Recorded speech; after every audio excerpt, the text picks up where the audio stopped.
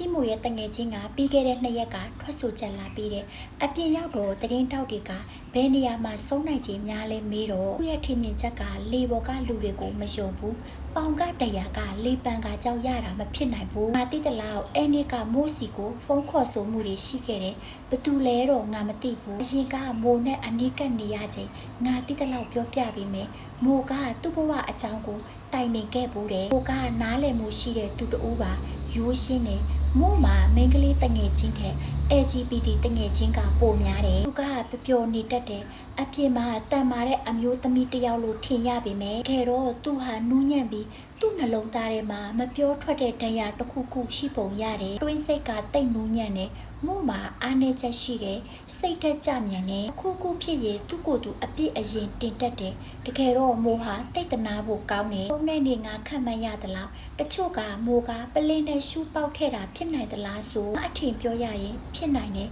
ပြုတ်ကျသွားတဲ့လေပဲ့အနေအထားကိုကြည့်ရတာတော့ရှူးပေါက်တာနဲ့မတူဘူးကဲလို့မအောက်နိုင်ပဲရှူးပေါက်ချမယ်ဆိုမင်းသမီးတယောက်ကအလုတ်ချိန်မှာလိုက်ယုံနေထွေအောင်ပြုမှုနေထိုင်ရတဲ့အတွက်လူများရှိမှရှူးပေါက်တာတော့မဖြစ်နိုင်ဘူးအောက်နိုင်ဘူးဆိုရင်တော့ဘူးတယ်ဒါမှမဟုတ်အဲ့တဲပေါက်ချရင်တော့ဖြစ်နိုင်သေးတယ်လို့တစိမ်းယောက်ျားတွေရွှေမနီးမဝေးမှာရှူးပေါက်ချတာတော့ပို့လို့တော့မဖြစ်နိုင်ဘူးဒါကငါအထင်အဲ့နေမိုးရှူးတကယ်ပေါက်ချခဲ့လားမပေါက်ချခဲ့လားတကယ်လို့ပေါက်ချခဲ့ရင်တော့ငါအထင်ကိုပြောပြတာခု3နှစ်ပြည့်မှာဘာလို့ထွက်လာပြောလဲဆိုတော့အဲ့တုန်းကငါတိရတဲ့လောက်အချက်တွေကိုပေးဖို့လာခဲ့တယ်ရင်ကမိုးအမှုကို DSI မကင်ဘူးရဲပဲကင်နေငါလာပေးတဲ့အချက်တွေကိုရဲက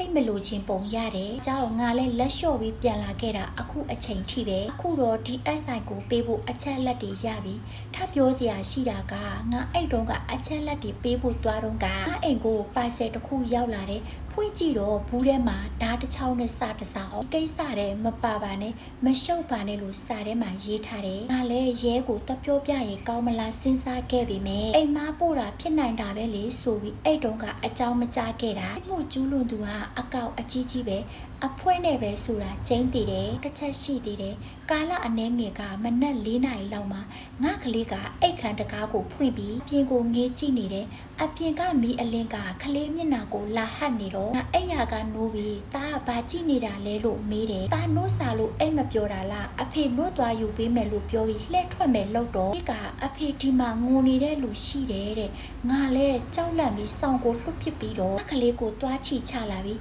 အဲ့ရကိုခေါ်လာခဲ့တယ်အဲ့တော့ကငါကလေးကိုအိမ်မက်ဆိုးတွေမက်လို့လားမကြောက်နဲ့တာနာမှာအဖေရောအမေရောရှိတယ်အဖြစ်ဖြစ်အဖေနဲ့အမေကိုပြောပြ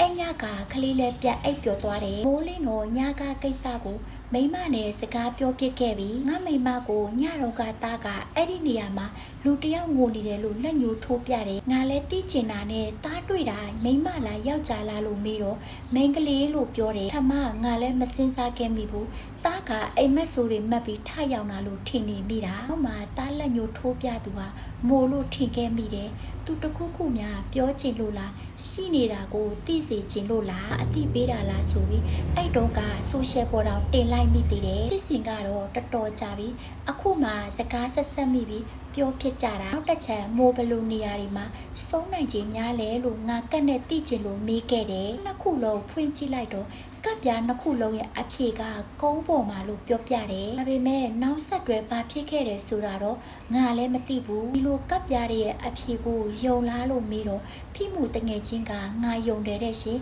ဖိမှုအမှုကအရန်ကိုကြာမယ်လို့ထင်မိပါတယ်